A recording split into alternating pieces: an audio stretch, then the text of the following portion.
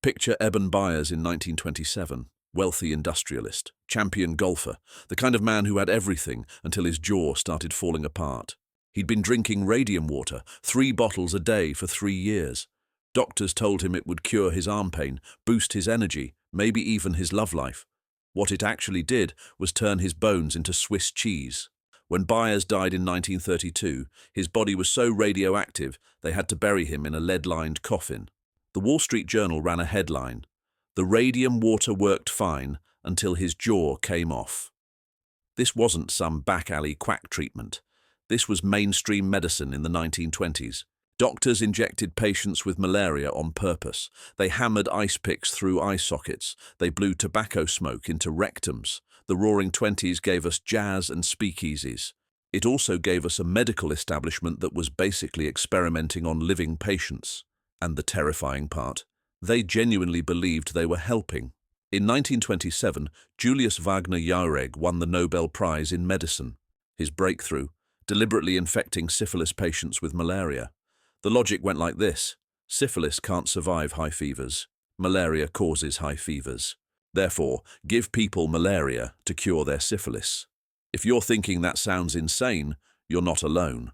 But in the 1920s, this was cutting-edge treatment. The process was brutal. Doctors would inject patients with blood from malaria-infected individuals. Then they'd wait. The patient would spike fevers of 104, 105 degrees. They'd convulse for days, sweat through their sheets. Some never came out of it. The mortality rate was around 15%. But here's the thing, doctors considered that acceptable, because the alternative was worse.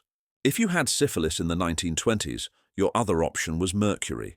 Doctors had been using mercury for centuries, even though it was obviously poisonous. Patients would rub mercury ointments on their sores, inhale mercury vapors, take mercury pills. The side effects were horrific. Your teeth would loosen and fall out. Your gums would rot. Your organs would fail. There was a saying among syphilis patients, "A night with Venus, a lifetime with Mercury."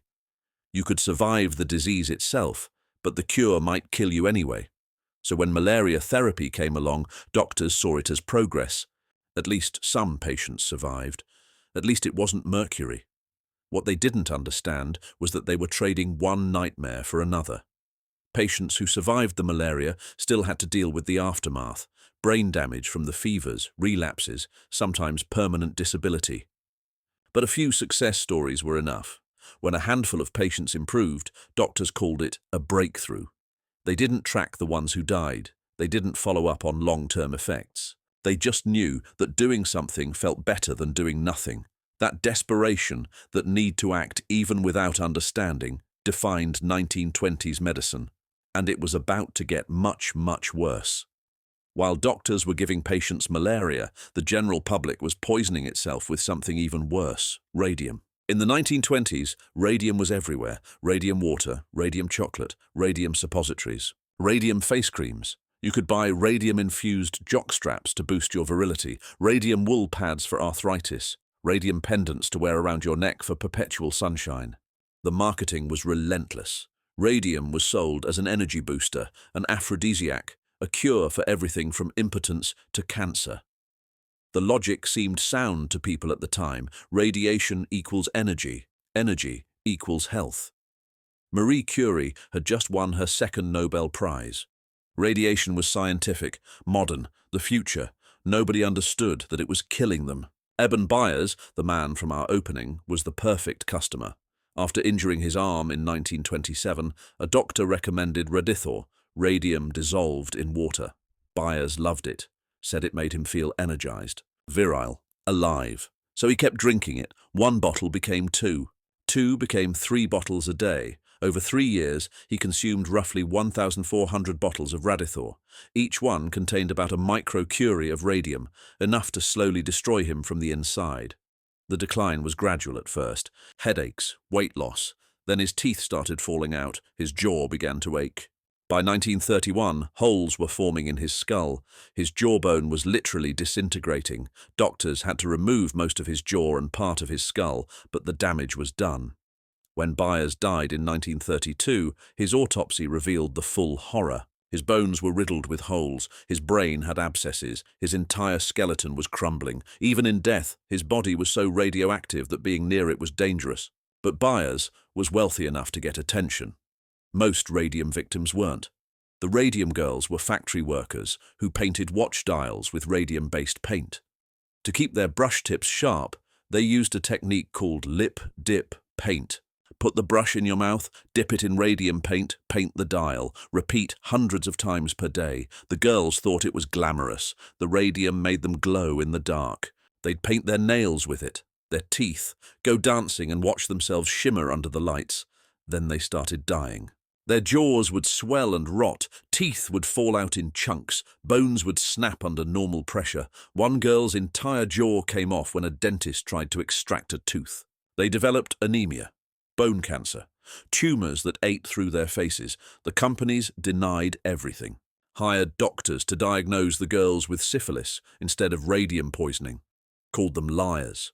It took years of legal battles and dozens of deaths before the truth came out. The worst part. There was no regulation, no testing requirements, no FDA oversight of radioactive products. Companies could put radium in anything and call it medicine. Before we get to the brain butchers, let's talk about one of the strangest treatments that somehow survived into the 1920s, blowing tobacco smoke into someone's rectum. Yes, you read that right. For over a century, doctors used tobacco smoke enemas to treat everything from drowning to hernias to cholera. The practice dated back to the 1700s, but it was still being recommended in medical texts well into the early 20th century. The theory was that tobacco smoke could stimulate respiration and warm the body. Drowning victim pulled from a river. Pump tobacco smoke up their rear end. Someone collapsed from a hernia. Same treatment. Cholera patient. You guessed it. Tobacco smoke enema. The equipment was exactly what you'd imagine, a bellows connected to a tube. One person would blow smoke from burning tobacco leaves while another inserted the tube. Resuscitation kits along the Thames River in London included these devices as standard equipment. Doctors genuinely believed this worked. They'd publish case studies claiming successful revivals. What they didn't understand was that any revival likely came from the physical stimulation of the procedure itself, not the tobacco smoke, or that many drowning victims weren't actually dead yet and would have recovered anyway. The phrase, blowing smoke up your ass, literally comes from this practice. It meant giving someone false hope or useless treatment disguised as medicine. By the 1920s, most doctors had abandoned the practice. But the fact that it took until the 20th century for the medical establishment to say, maybe we should stop doing this, tells you everything about how slowly bad ideas died in medicine.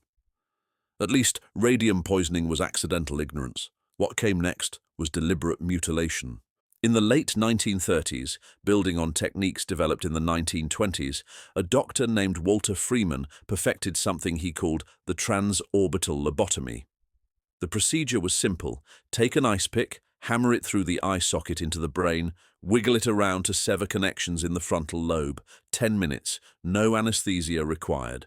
Could be done in any doctor's office. Freeman believed he'd discovered a miracle cure for mental illness, depression, lobotomy, anxiety, lobotomy, persistent headaches, lobotomy. Even hysteria, which often just meant a woman who talked back or didn't want to be a housewife. The results were catastrophic. Patients emerged docile, yes, but also emotionless, vacant. Some couldn't speak, couldn't recognize family members, couldn't feed themselves. They weren't cured, they were erased. Rosemary Kennedy, sister of the future president, received a lobotomy in 1941 for mood swings. She went in able to walk and talk. She came out unable to do either for the rest of her life. But Freeman didn't see failure. He saw success. A calm patient was a cured patient. He traveled across America in a van, performing lobotomies in small towns. Charged families desperate for help. Left behind a trail of destroyed minds. The medical establishment celebrated him. Journals published his work. Hospitals adopted his techniques because the alternative, overcrowded asylums with no treatments, seemed worse than turning people into shells. Meanwhile, another breakthrough was gaining traction: insulin shock therapy. The concept was straightforward. Inject psychiatric patients with massive doses of insulin. Their blood sugar would plummet.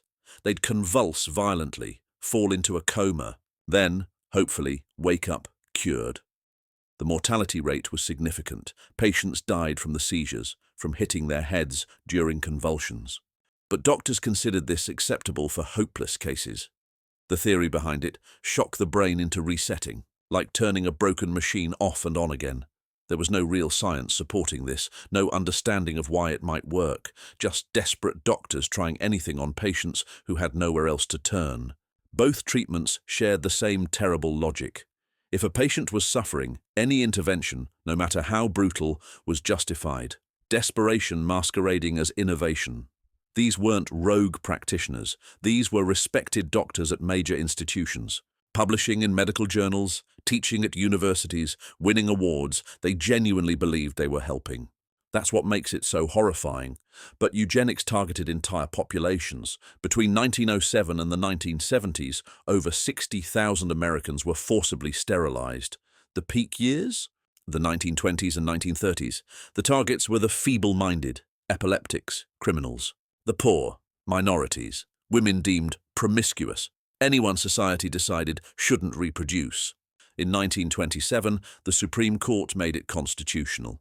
Buck vs. Bell, Justice Oliver Wendell Holmes wrote the opinion, 3 generations of imbeciles are enough. Carrie Buck was the test case. She was just a teenager. Doctors called her feeble-minded. They sterilized her. Later evidence showed she was of normal intelligence. Her crime: being a woman. California led the program with over 20,000 sterilizations. Patients often didn't know what was happening. Signed forms they couldn't read. Doctors believed they were improving society. Universities supported it. Wealthy donors funded it. The 1920s weren't just medically primitive. They were confident in their ignorance. These weren't rogue doctors. This was mainstream medicine. Subscribe to see what other dark corners of the 20s we uncover next.